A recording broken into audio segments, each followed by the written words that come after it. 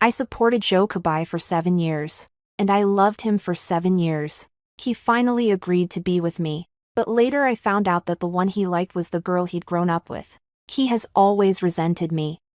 Feeling that I was throwing money at him and humiliating him. 10 years into our marriage, he has become extremely cold toward me. In the end, he simply moved out and started a new family with his childhood sweetheart.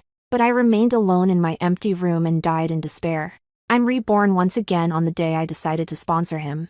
Joe Kabai's childhood sweetheart threw herself at him and exclaimed excitedly to me, "So what if you're rich? We don't care." I laughed. "You're reading too much into it. I'd rather burn this money than give it to you. Shin-Nanji. So what if you've got a few bucks? You think having money makes you special. We don't care." Watching Lin Chu throw herself at Joe Kabai, I felt a bit dazed, and our eyes met. 20-year-old Joe Kabai still had a youthful look about him, dressed in a pair of faded jeans. Yet he was strikingly handsome, with a tall, straight posture, chiseled features, and eyes as cold as stars of presence that made even his clothes seem elegant. I couldn't help but take a step back and had to grab the table behind me to steady myself. How long has it been since I last saw Joe Kabai like this? 10 years. Or 20 years. It's been so long. I can't remember anymore. After all, that was a long time ago. Joe Kabai looked at me as I stepped back and paused for a moment. Lin Chu was still chattering away. But I couldn't hear a thing. Everything before me is exactly the same as in my previous life. That's just how it was back then. He wouldn't take my financial support. But I was determined to give it to him anyway. I've had a crush on Joe Kabai for 7 years. And I know his family isn't well off. His father was a hopeless gambler who, ever since he was a child, would come home drunk after losing all his money and beat him and his mother, unable to bear the torment any longer. Mrs. Zhou eventually threw herself into the river and took her own life. From a young age, Joe Kabai made a living by scavenging for trash and doing odd jobs. And he relied on financial aid to pay for his education. Our paths were never meant to cross. However, since he had always been a top student, our private middle school awarded him a scholarship to boost our college acceptance rate, which is why we ended up attending the same high school. Back then, our circle was full of rich kids, spoiled brats from wealthy families who had no interest in studying. We just drifted through each day aimlessly, waiting to go abroad to get a degree so we could come home and take over the family business. Only Joe Kabai was different. He has a clear goal. He studies hard in class and works part-time after class. Although he had no money, he never felt ashamed of it and always carried himself with dignity. That was when I fell for him. I care about him, so I can't bear to see him suffer. I was young and naive back then, and I always presumptuously tried to force everything I liked onto him. Since he has to work at night and doesn't have time to eat breakfast in the morning, I packed him a lunch from home. Joe Kabai, my housekeeper makes the best wagyu, you have to try it. And there's foie gras, me dad had it flown in specially. It's absolutely delicious. Back then, I was an only child. I was spoiled rotten from a young age. And everyone around me doted on me so much that my head was completely empty. I just want to give him the best. But they completely ignored whether he wanted it or not. The students around her started teasing her. Shin-Nanji, what does he know about foie gras? Ha ha ha. I bet he can't even afford chicken liver. I snapped at them. None of your damn business. I didn't notice Joe Kabai's fingers, which had turned pale as he clenched the lunchbox tightly. He paused for a moment, handed the lunchbox back to me, and said coldly, "Thanks for the offer. But I don't need it." "Come on, Joe Kabai," a guy said with a wink. "If you get together with Shin-Nanji, you won't have to work hard for the rest of your life. Go ahead and hook up with her." "Exactly. Then your dad can gamble as much as he wants. And he won't have to dip into your tuition money anymore." Ha ha ha. Everyone burst out laughing. I slammed my fist on the table. "Shut up, all of you." The others didn't dare to laugh anymore. Joe Kabai suddenly stood up and walked out. I ran after him, trying to shove the lunchbox into his hands. "Joe Kabai, don't listen to their nonsense. You'd better eat this, or your body won't be able to handle working a night shift." He stopped and spun around. I was stunned. His eyes were filled with nothing but hatred and loathing. Young people always have a terrible memory. I quickly forgot all about that and went back to pestering Jokubai for his sake. I even started studying hard and went to the same university as him. My dad was over the moon and doubled my allowance. Once he started college, Jokubai became even busier. His application for a scholarship was rejected, and a classmate with family connections snatched up the spot for the financial aid grant. At his lowest point, he could only afford to buy one steamed bun at the cafeteria every day, then fill up on free soup. I couldn't stand by and watch, so I offered to help him financially, but he turned me down. He worked 3 jobs a day and eventually collapsed from exhaustion on the street. That's when I finally lost my temper, grabbed him, and insisted on giving him money. "Jokubai, why won't you take my money? What on earth are you working yourself to the bone for?" I went to see his homeroom teacher and insisted on paying his tuition. By then, I had grown up a bit and knew how to spare his feelings. So whenever we ate, I'd always drag him along and tell him I couldn't finish it all, so he should eat with me. Whenever we go out, I always say I snagged a free coupon and drag him along with me. Gradually, it seemed as though Jokubai and I were growing closer. I supported him financially until he graduated. And to make him happy, I even helped support his childhood sweetheart as well. After graduating, Jokubai started his own business. He's always been a top student. And while he was in school, he developed a game app with some friends. But they hit a wall everywhere they turned and couldn't secure any investment no matter what they tried. I couldn't stand seeing him so down. So I just asked my dad to invest in his business. I remember that Jokubai was very quiet that evening. Just as I was leaning against his shoulder and about to fall asleep, he suddenly spoke up. "Shin-Nanji, why are you doing this?" At the time, I thought he was going to ask, "Why are you so nice to me?" So I replied without a second thought, "Because I like you." "Jokubai, do you like me?" I clung to his arm and asked in a playful, pleading tone. "I've been so good to you, and yet you still won't be with me, or just so ungrateful." I was just joking back then, but Jokubai didn't say anything, so I took that as his tacit agreement. And that's how we ended up together. 2 years later, Jokubai and I got married.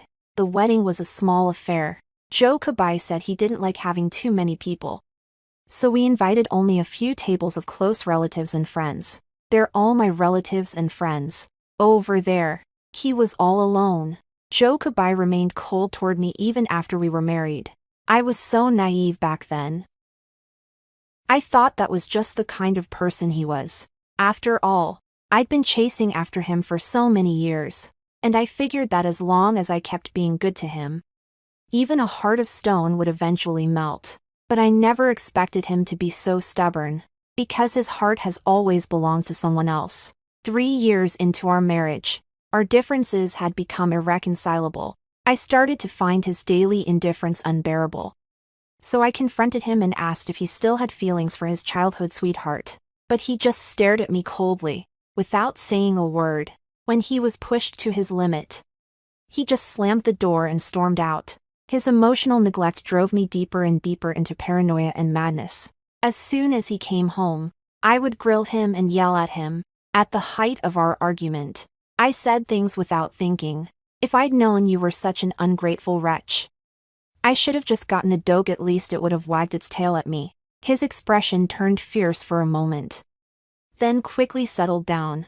He hasn't been home at all since that day. It wasn't until later that I found out he had actually been dating his childhood sweetheart all along. They've found a new home out there, and we had a child. Back then, he had a happy and fulfilling family life, and as I sat alone in my lonely home, all the love in my heart turned into venom steeped in hatred.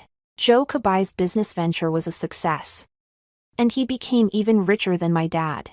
I don't have anything to get back at him with. All I have is my marriage. I've staked my whole life on getting revenge on him, and I'd rather die than divorce him no matter how much money he offers me. He ruined me, and I won't let him off easy. The women he loves can never be anything more than secret mistresses. He and the son of another man will always be nothing more than bastards in the gutter. Joe Kabai wouldn't dare sue me. He's afraid that if our marital dispute becomes public, it will affect the company's stock price. And the other directors wouldn't approve of it either. And so, I spent 10 years with him. Over the past 10 years, no matter how hysterical or frantic I got, in the end I even backed down and begged. He never showed any mercy. He never came back to see me. Day after day, I grew thinner and thinner in the grip of despair, and fell seriously ill. He eventually died of a broken heart. Shin Nanji. I snapped back to reality and looked over at Jokabai. A deep, searing hatred welled up from every fiber of my being. My heart felt as if it were about to burst, and for a moment I could barely stand. Now that I'm dead, he's finally gotten his wish, hasn't he? Perhaps the way he treated me was meant to wear me down and kill me quickly. I still remember that right before I died, my medication was suddenly switched. When I asked the housekeeper about it, he simply said they had switched to a milder medication. I didn't think anything of it. However, not long after I started taking the medicine, my health began to deteriorate, and eventually I couldn't even sit up. Before long, I kicked the bucket. It must be him. Who else could it be but him? He hates me so much he'd love to see me dead right now. He wanted to help Lin Chu rise to power.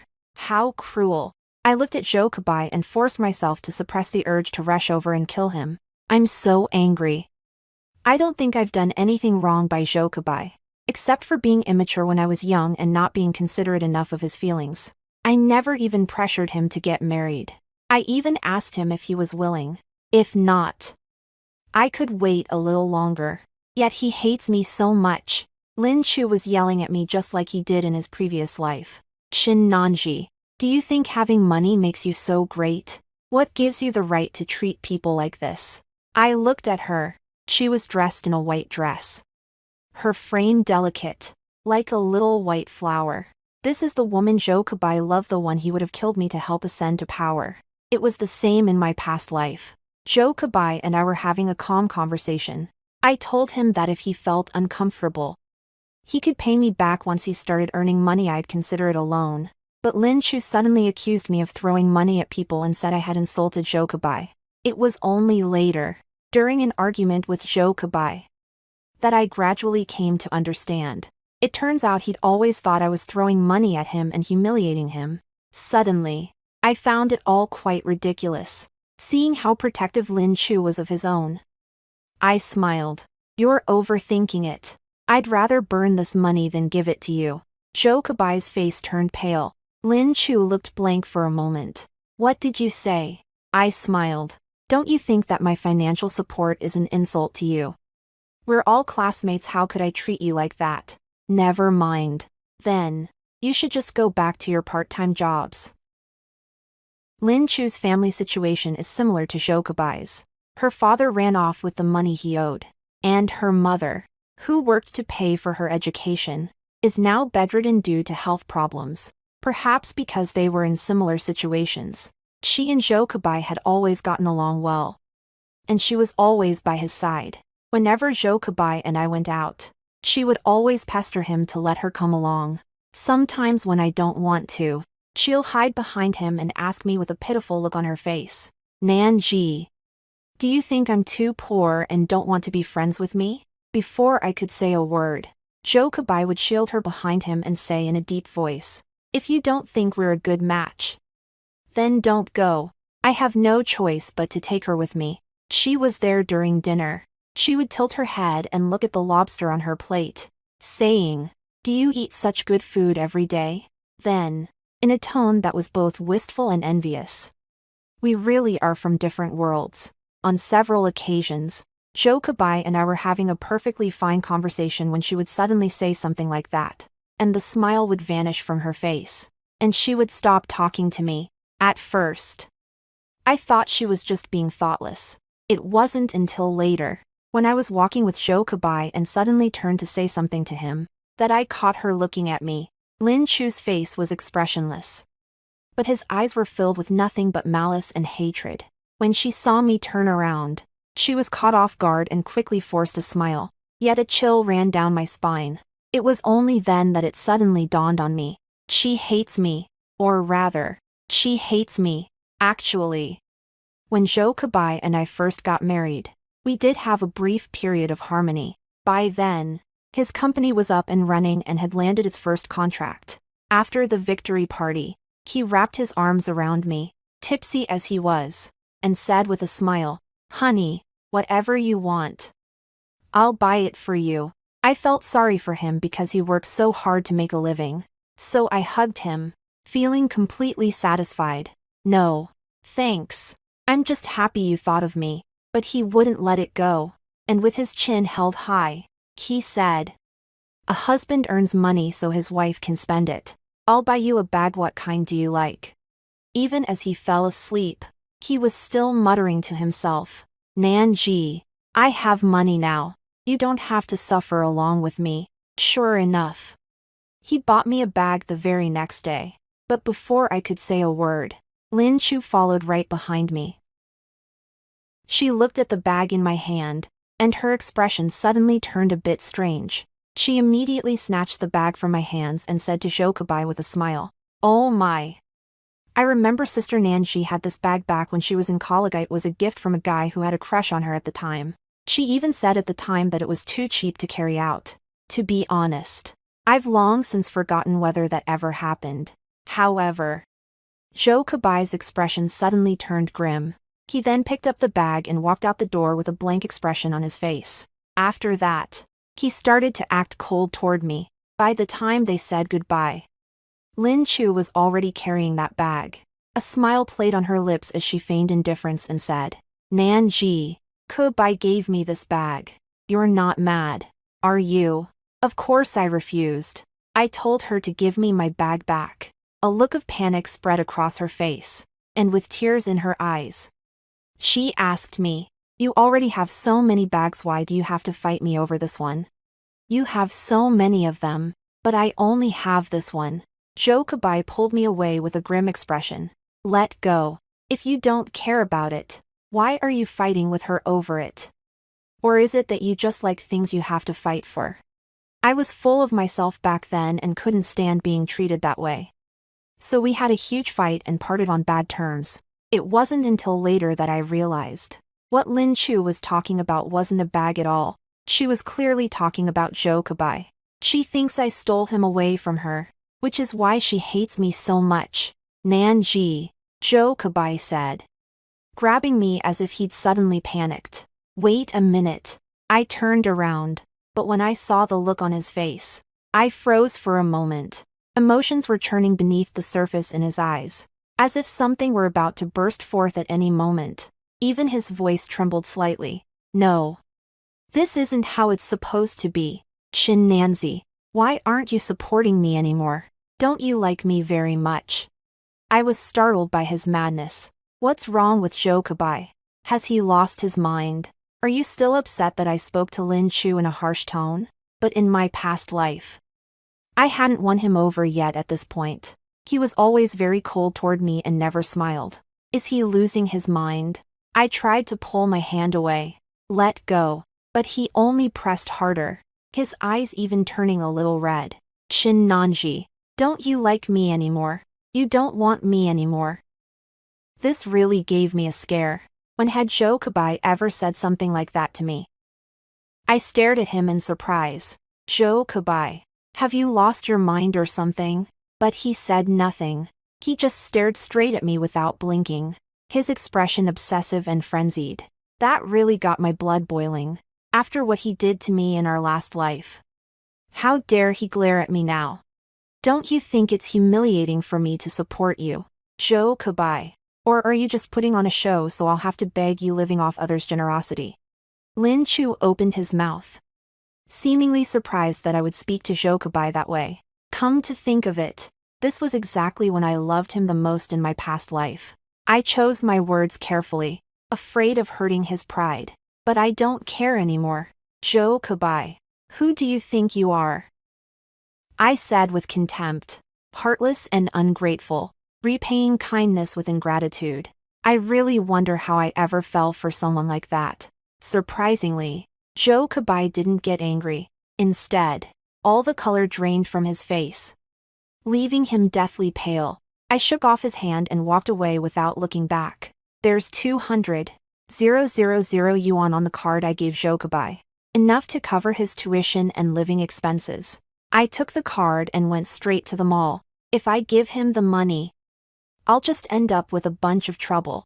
I'd rather buy a few more bags. Apart from that one bag, Joe Kabai never gave me anything else in my previous life. Birthdays, anniversaries, holidays. He just can't seem to remember. Or maybe they just don't care. On the contrary, Lin Chu suddenly transformed into a wealthy socialite. She went on a shopping spree with Joe Kabai's money, spending hundreds of thousands at a time on handbags, watches, and clothes. Every time she buys something, she comes over to show it off to me. Nanji Kabai brought this back for me all the way from Paris. What did he bring you? No way. She covered her mouth and giggled. I didn't bring you anything, did I? Then I got into a huge fight with Joe Kabai, and our relationship got even worse. Come to think of it, I'm so rich, why should I care about things men buy for me? If there's something I want to buy, I can totally buy it myself. I spent those 200,000 on 4 bags, and I spent another 100,000 on top of that. On the way back to school, maybe it was just a case of running into the wrong people at the wrong time. I spotted Lin Chu and Joe Kabai the moment I got off the bus. When she saw the luxury shopping bags I was carrying, her expression changed instantly, and she couldn't hide her envy and resentment. At that time, Joe Kabai was penniless, and she was no better off. The white dress she was wearing was so worn from washing that the fabric had frayed at the edges, although she had taken great care to trim off the loose threads and iron it flat. A quick glance was enough to tell it was a cheap knockoff from a street vendor. Nanji, you're really rich. I've noticed that Lin Chu can change his tune pretty quickly. Just a moment ago, he was calling me Shin Nancy and berating me, saying that having a few measly bucks didn't make me anything special. You can call me Sister Nanji from now on. She stared intently at the Chanel bag in my hand, her fingers clenched tightly. Chanel bags are pretty expensive, aren't they? One of those is worth several years' worth of our tuition. She leaned in close to Joe Kabai and remarked, as if in passing, we really are from different worlds. Whenever she used to say that, I would always argue with her. I'm not very articulate, so the more I talk, the more upset Joe Kabai gets. I smiled faintly. Looks like you're not just prudery, not very bright either. Did you just figure that out now? I live in a 300 square meter open plan apartment in the city center, while you live in a rundown 30 square meter apartment on the outskirts. Of course, we're from completely different worlds. Lin Chu's face turned pale, and his features twisted for a moment. I walked over to her and said, enunciating each word clearly, Lin Chu, you and I will never belong to the same world. Just die of jealousy. To be frank, she quickly caught on and was about to play the victim with Joe Kabai. I snorted. What else do you do besides hide behind men? You're just like a stink bug in a gutter. Don't even bother looking for Joe Kabai. You two are two of a kind, both equally disgusting. After giving that couple a piece of my mind that day, I went home feeling pretty happy. It's not that I don't want to get back at them. I've never forgotten what they did to me in my past life. But the thing is, the poisoning hasn't actually happened yet, so I have no evidence. Besides, I don't want to waste my life on this kind of crap. It was painful enough to be tormented my whole life in my past life. For the rest of my life, I want nothing to do with those two, whether they're doing well or not. It's none of my business anymore. A new life I want to start over. However, even though I wanted to keep my distance from them, the two of them just wouldn't leave me alone. A few days later, my friend sought me out specifically and said with a smirk, you didn't give Joe Kabai and Lin Chu any money, and now they're in a terrible bind. They can't even afford their tuition. I heard Joe Kabai's been working like crazy lately. The other day, Lin Chu wanted to buy a new dress, but it was only 80 yuan. She tried paying with WeChat Pay, Alipay, and her credit card, but couldn't quite cover it. So she ended up selling that iPhone you bought her just to barely scrape together her tuition. It took me a while to remember. But before this life, I saw that Jokubai's phone was so outdated that I gave him the latest iPhone. However, the very next day, I saw that phone in Lin Chu's hands. I lowered my gaze and said sarcastically, "Really? That's pretty poor." Then, but before I could take 2 steps, Lin Chu stopped me. She looked agitated and grabbed my arm, saying angrily, "Shin Nanji, why don't you sponsor Kubai? Do you realize he has the highest GPA in his major? If his education is derailed because of tuition fees, can you take responsibility for that?" At first I was taken aback, but then I was so angry I actually started laughing. Later on in my previous life, I finally figured out what these people were really like. He wants other people's money but can't bring himself to ask for it. So he curses under his breath while eating. That is the height of shamelessness. Whether he comes in first or not, what's it to me? I shrugged. It's not like I'm his dad. How can you say that? As classmates who knew us gathered around, Lin Chu got even more worked up. Tears welled up in her eyes, and she looked every bit the innocent victim refusing to bow to evil forces. "One of your bags is worth more than our tuition for several years. What's wrong with you sponsoring us?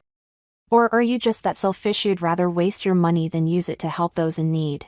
She probably thinks everyone is like Jokubai and will be brainwashed by her shameless rhetoric. Before I could say anything, my friend spoke up. Her family background is similar to mine, but she has a much worse temper than I do, she said with a cold laugh, turning to Lin Chu and saying, "Which mental institution left its doors unlocked and let an idiot like you out? If you want money, you can go beg. Or, if that doesn't work, you can sell yourself. Sure. You're a bit ugly, but at $80 a pop, someone's bound to take you. 10 times that is 800 and 100 times that should cover your tuition, right? You've got arms, legs, kidneys, and genitals. Why do you have to stick your big face out there and beg people for money? Do you think they're your parents or something?" Lin Chu usually plays the green tea card, but she'd never seen anyone so reckless as to start cursing right out of the blue. For a moment, she was so stunned by the tirade that she couldn't get a word out. The other students also chimed in. "Yeah, if you don't have money, you can apply for financial aid. You shouldn't be so rude when asking people for money. You're just shameless. You deserve to be broke." Lin Chu took a step back, her eyes widening in disbelief. I gave a cold laugh. I treat my classmates to bubble tea all the time, and I'm always willing to pick up the tab when we go out to eat. So of course they take my side. Come to think of it, what else does Lin Chu have besides Jokubai? She hasn't been able to win me over in a single way. If I hadn't been so obsessed with Jokubai in my previous life, someone like her wouldn't even have crossed my path. Just then, Jokubai suddenly showed up. To be honest, Lin Chu leaned in as if she'd found a savior, tears welling up in her eyes. "I just asked Shinanji to help you out a little. She has enough money to buy all those bags. Yet she wouldn't even help you. I don't know what I did to offend her, but she cursed at me so viciously. Sister Nanji," she said, her expression suddenly changing as tears welled up in her eyes. "I know you look down on me, but I'm only doing this for Kubai's sake. He's so wonderful." I was absolutely fed up. Lin Chu was like a toad that had jumped onto someone's food it didn't bite, but it was still a nuisance. The worst part is, she's like a shadow that just won't go away. I can't seem to shake her off. Jokubai frowned slightly. "Did you yell at her?" I couldn't help but let out a sarcastic chuckle. Just as I thought. He's always like that. As soon as Lin Chu played the victim, he immediately scolded me without hearing my side of the story. In the past, every time this happened, I'd get so angry and upset that I'd storm off and argue with him, then go back to my room and cry in secret. But not anymore. I lifted my eyelids and looked at Jokubai. Yeah, she's right. I did yell at her. However, to my surprise, Jokubai didn't get angry at all. He lowered his head and spoke in a gentle, almost ingratiating tone. "She must have done something wrong to upset you. He then turned his head and said to Lin Chu in a calm tone, Nanji isn't the unreasonable type. Why don't you just apologize to her? I was speechless. For a moment, I actually thought I hadn't woken up yet. Lin Chu was stunned as well. It was a long time before her lips trembled slightly. Kabai. What did you say? Zhou Kabai's face turned pale. I told you to apologize. Lin Chu's eyes welled up with tears, and she took a step back in disbelief. She clenched her teeth and said, her voice choked with tears, how could you do that? I was completely baffled. 2. Zhou Kabai actually made Lin Chu, the apple of his eye, apologize to Mei as he lost his mind. A fleeting thought crossed my mind. Could it be that he's been reborn too? But I quickly dismissed the idea. That's impossible. In my past life, Zhou Kabai hated me so much that he even poisoned me to death. If he were to be reborn, he'd definitely stay far away from me right away. He must have some other scheme up his sleeve. I put some distance between us and watched him warily. Zhou Kabai looked as if my gaze had stabbed him. He looked at me with a wounded expression. Nanji. I know I was wrong before. Will you forgive me? Don't you like me? Should we get together? I'll make up for everything I've done to you in the past. The more he spoke, the more agitated he became. By the end, he was staring intently at me, as if I were a long-lost treasure he'd finally recovered, his voice even breaking slightly. That's ridiculous. I couldn't help but clench my fists. In my past life, I searched tirelessly and devoted my entire life to him, all for just those few words. It's just a shame that, right up until the end, I never once heard him say he loved me. I really did curse and humiliate him just as he said I would. Yet he claims he likes me now. Then what was the point of all I sacrificed in my past life? I let out a sarcastic smile and said with disgust, will you be with me? Zhou Kabai. Who do you think you are? How dare you even think of being with me? One piece of my clothing is worth 3 years of your wages. You're way too full of yourself. What gives you the right to be with me? Doesn't he think I humiliated him? Then let him taste some real humiliation. Sure enough, Zhou Kabai's face went pale. I don't have any money right now, he said urgently, but please wait for me. Okay, I'll have money someday. He wasn't wrong about that. They did end up becoming quite wealthy. But what does that have to do with me? The hatred and loathing in my heart were almost too much for me to bear. She looked at him with contempt and said, Zhou Kabai, even if every man on earth were to die, I would never be with you. After I left that day, Zhou Kabai kept staring at me, looking completely dazed. He looked utterly pitiful. His shoulders seemed to have slumped, and he stood there as if his very soul had been sucked out of him. All I could muster was a cold laugh. I have no idea what Zhou Kabai is up to, whether he suddenly came to his senses or lost his mind.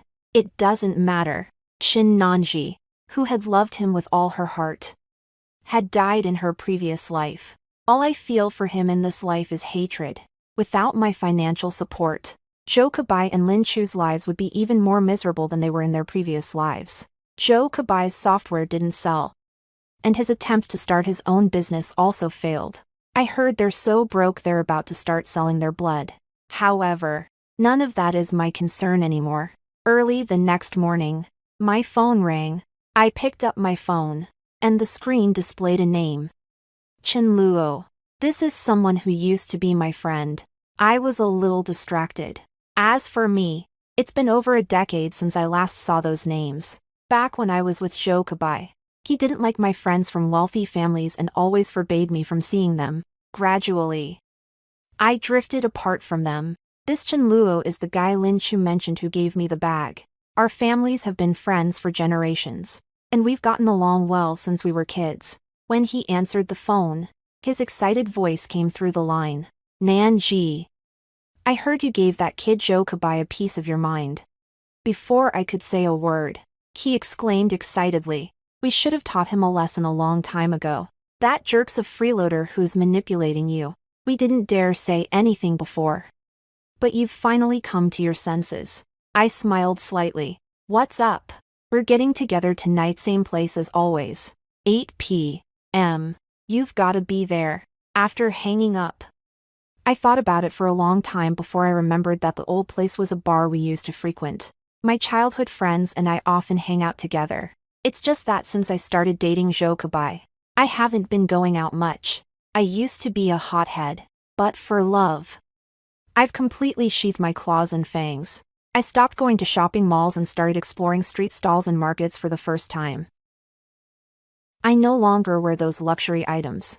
Instead, I carefully select clothes that cost just a few dozen yuan. Also that Jokubai won't frown when I stand beside him.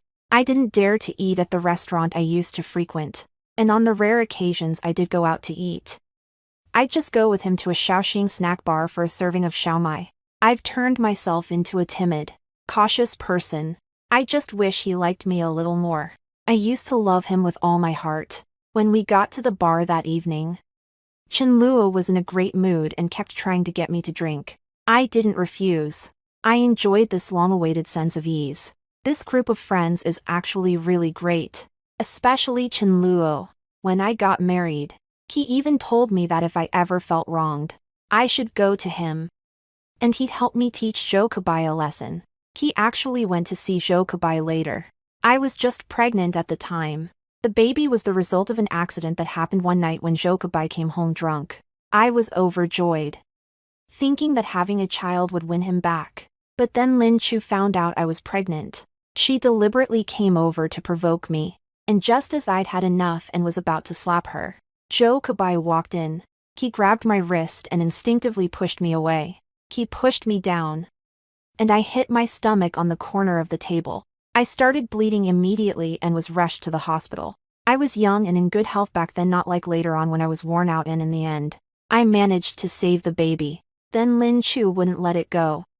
She came to my house every day to yell at me, and would even call me at 2 or 3 in the morning just to make me hear her and Jokubai getting intimate. Jokubai gasped for breath and called out to her softly, "Relax." My stomach was churning, so I covered my mouth and ran to the bathroom, where I threw up until I felt like the world was spinning. I vomited until tears mixed with stomach acid gushed out, and by the end, I was shivering uncontrollably. Looking up, the woman in the mirror was so pale she looked as if she might collapse at any moment. Only her lifeless eyes were bloodshot, with tears streaming down his face. That day, I lost that child completely. The doctor told me to get plenty of rest and avoid getting too worked up. But I can't help it. After learning that the child had died, Jokubai was silent for a long time, saying only one thing: "We'll have more children in the future." But I didn't have any more children. He and Lin Chu did end up having a child. Fun for the whole family. When Chenluo found out about this, he went over to Jokubai's place and beat the crap out of him. If I hadn't pulled him back at the last minute, he would have beaten Jokubai to death. I grabbed him. His eyes were red, and he shouted frantically at Jokubai, "What did you say when we got married? You said you'd treat her well.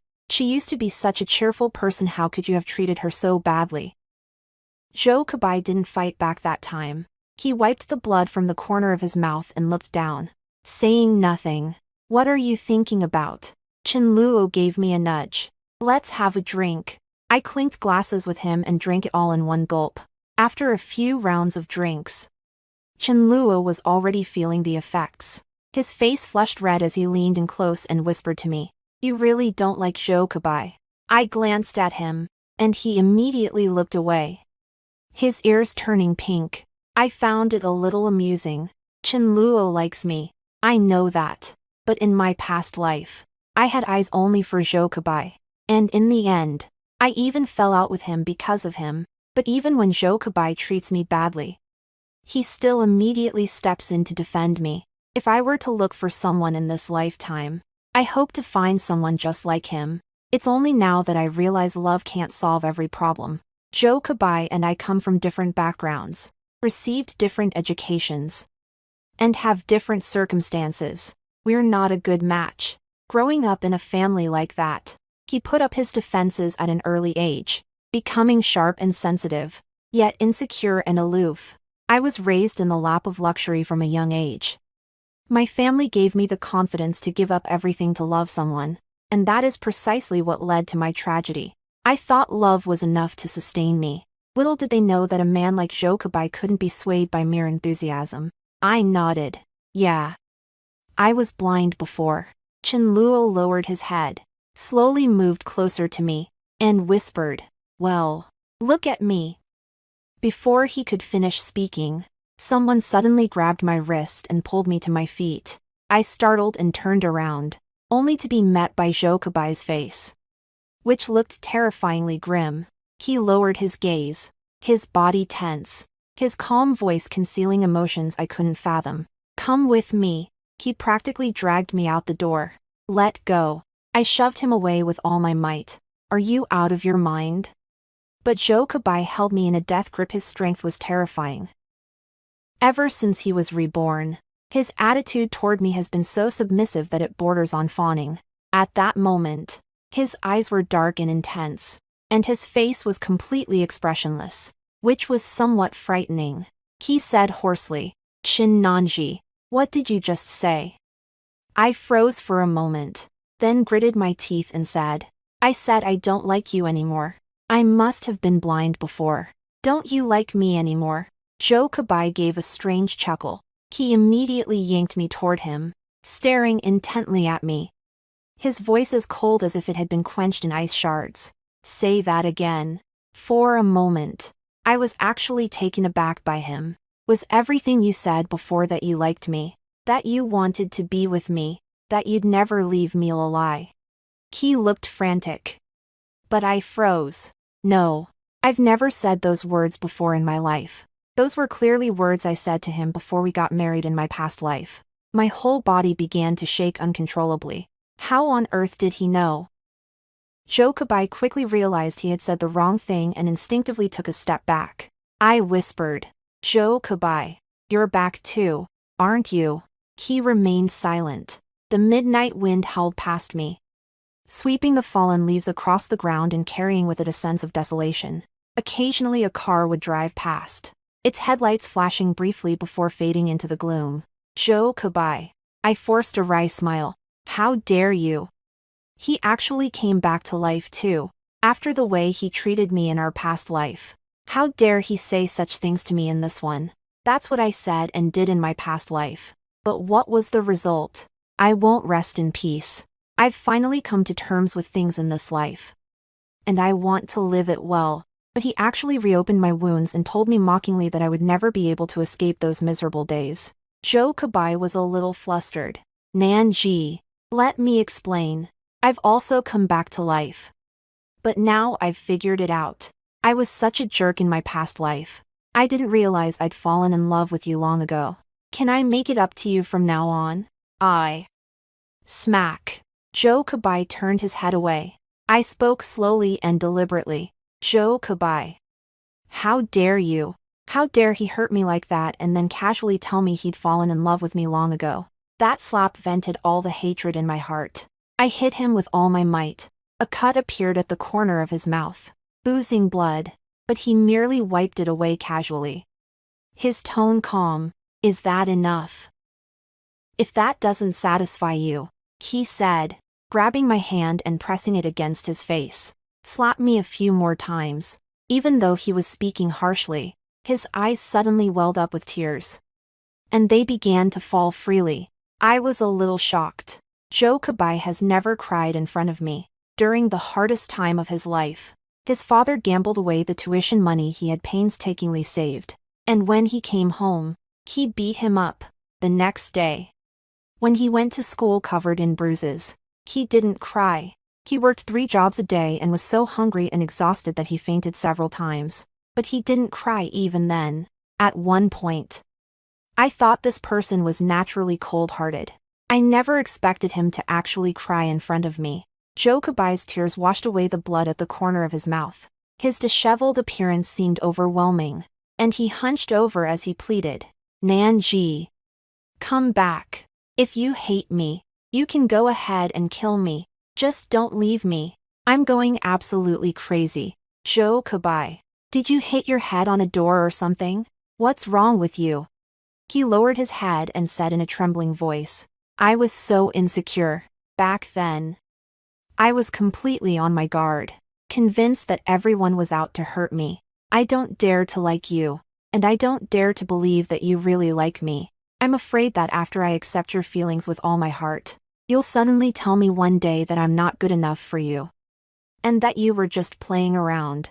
Shin Nanji. I'm an idiot. I deserve to die.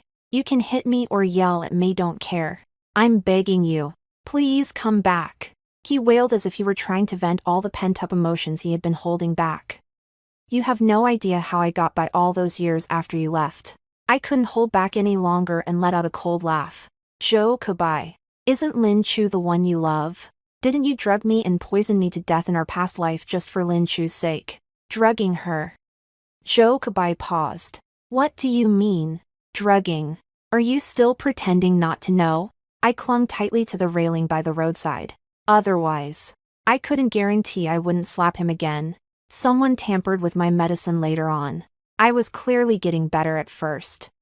But the more I took it, the worse I felt. And in the end, I bit down hard on the tip of my tongue, and a bitter taste spread throughout my mouth. The man I loved killed me for another woman. Even just saying it one more time is agonizing for me. I didn't. Zhou Kebai exclaimed urgently. I never did. I even told the butler to take good care of you. How could I possibly kill you? We exchanged a glance and saw the same realization in each other's eyes. If it wasn't him, then the only other person I could have come into contact with was the butler, who also wanted me dead. That leaves only Lin Chu. So it turns out it was Lin Chu who killed me. I felt a mix of emotions, but it wasn't hard to accept. He's dead anyway. Does it really matter who killed him? Even if it wasn't Zhou Kebai, Lin Chu killed me for his sake, so he can't be held blameless. I felt a bit disheartened, and an indescribable weariness spread through my whole body. Love. Then, so be it. I'm really tired. All I want to do in this life is stay far away from him and live my life in peace. The autumn rain came out of nowhere, with raindrops pounding down on the ground.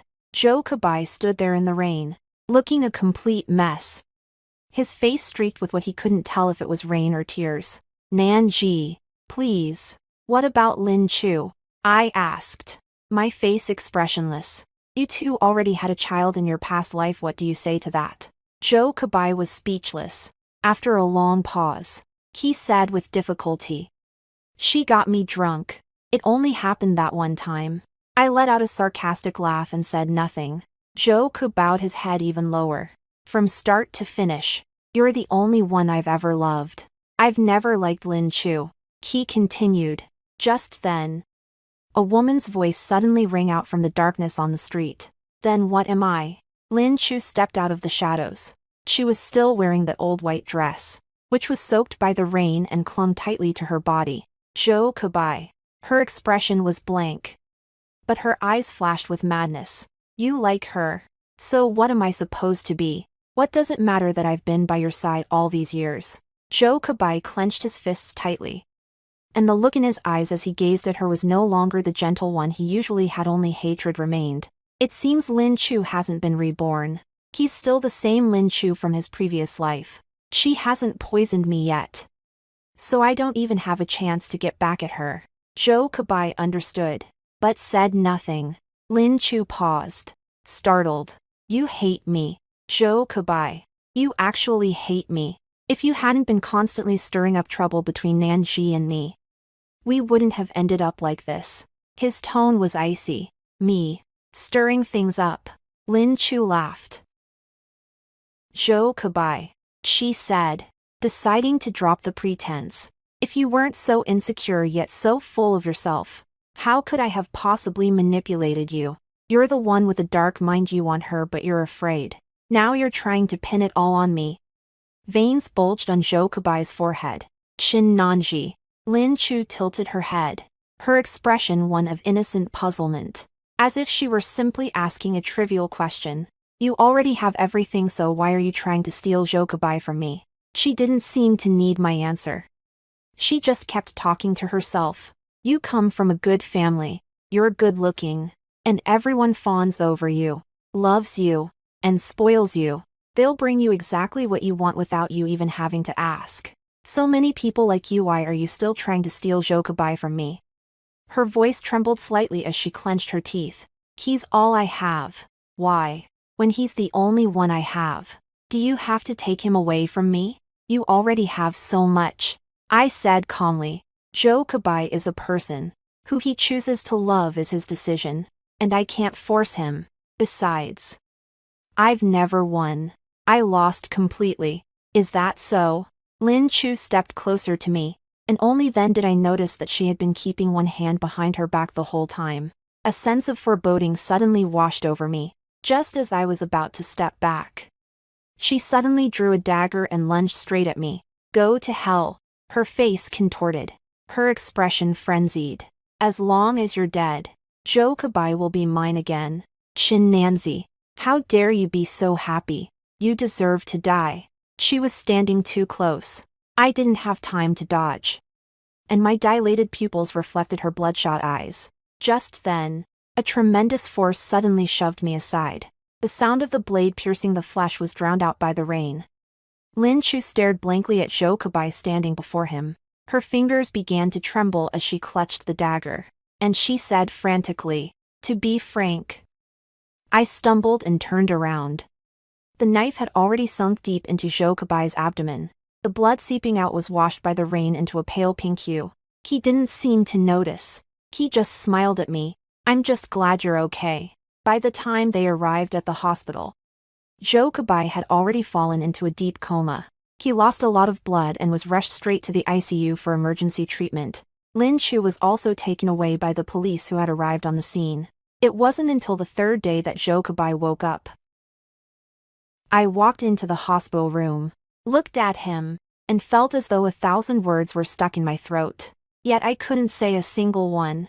He looked very weak, his face as pale as paper, yet he still managed to force a smile. Nanji. You're okay. I have mixed feelings. Why did you take that blow for me? He lowered his eyelashes. I don't know either. I just don't want you to get hurt. Lin Chu's blow was aimed straight at my heart. Fortunately, Jokabai was tall, so he wasn't seriously injured.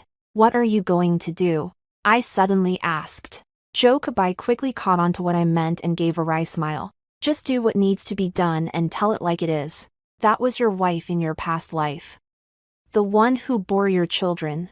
I sat down against the other bed. He whispered. But she killed you. I remained silent. Jokabai coughed a few times, his features contorting momentarily with pain. Then he said hoarsely, Nanji. I really know I was wrong. I was way off base before. If I were to say. His voice choked up, and his lips trembled uncontrollably. If I could change, would you be willing to? No. I interrupted him. You saved my life, but in our past life, I died because of you. So we're even at best. Even if you took a knife for me, it doesn't erase the pain you caused me in the past. His eyes welled up, and he clenched his jaw tightly to stifle the sob. But Nanji, you once said I would always love you. I suddenly felt a bit tired and gave a wry smile. Jokabai, love is something that can run out. It took you 10 years to wear away my love. Bit by bit. Jokabai was deathly pale and looked utterly at a loss. Chin Nanji, you can't do this. You were the one who said you loved me first, before turning to leave. I glanced back one last time. Jokabai had lost a lot of weight. His hospital gown hung loosely on him. His eyes and brows are still those of the boy I once loved. But my soul has already grown old. Maybe we were meant to be together, but the timing just wasn't right. But now, I said softly, Jokabai, I really don't love you anymore. Even after I left the ward, I could still hear him wailing in despair. But Shinanji, what am I supposed to do then? Why did I come back here? Was it just to hear you say you don't love me anymore? I might as well have died in my last life. I lowered my head, my eyes feeling dry. I can't cry anymore, because those tears had long since dried up in my past life. I strode away, leaving their wails behind me. In the end, I couldn't hear a thing. Jokabai did not cover for Lin Chu. She was sentenced to 7 years in prison for attempted murder. The school expelled her as well. I heard her mother couldn't handle the blow and jumped to her death. I didn't go to the trial that day. Actually, I've come to understand, at least to some extent, why Lin Chu hates me so much. It wasn't so much for Zhou sake as it was because she was jealous of me. She's jealous that I have everything.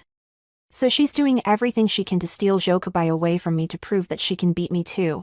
When she realized she had lost even Zhou, she completely lost her mind. I heard she completely lost her mind after learning of her mother's death. She was out of her mind and even hurled insults at the judge during the sentencing. Of course, I had someone pass the news of his death on to her. I also spoke to my dad and asked him to have someone in prison look after Lin Chu. I've never forgotten what happened in my past life when I drugged someone. She'll have to pay me back eventually. 3 years later, Chen Luo and I got married. The Chen Luo family placed great importance on the wedding, throwing a lavish banquet and inviting all the city's prominent figures. It was an extremely grand occasion. Just as we were about to go on stage, his secretary suddenly came running over, holding a red envelope. There's nothing written on it. Mr. Chen, there's a check for 2 million yuan inside this red envelope. I've verified that it's genuine, but there's no name on it. He frowned and said, "What should we do?" Chen Luo and I exchanged a glance. We both knew who had given it to us. Zhou was indeed capable. Even after his first business venture failed, he quickly bounced back and eventually succeeded. He smiled. Sure, why not? If someone's practically handing me money, I might as well take it. Just then, my phone suddenly rang. It's a text message. An unknown number, with just a single sentence and no context. If he doesn't treat you well, come back. I'll always be waiting for you. Chen Luo snorted derisively. Well, let him won't be waiting in his next life either. I deleted the text message right in front of him and blocked the number while I was at it.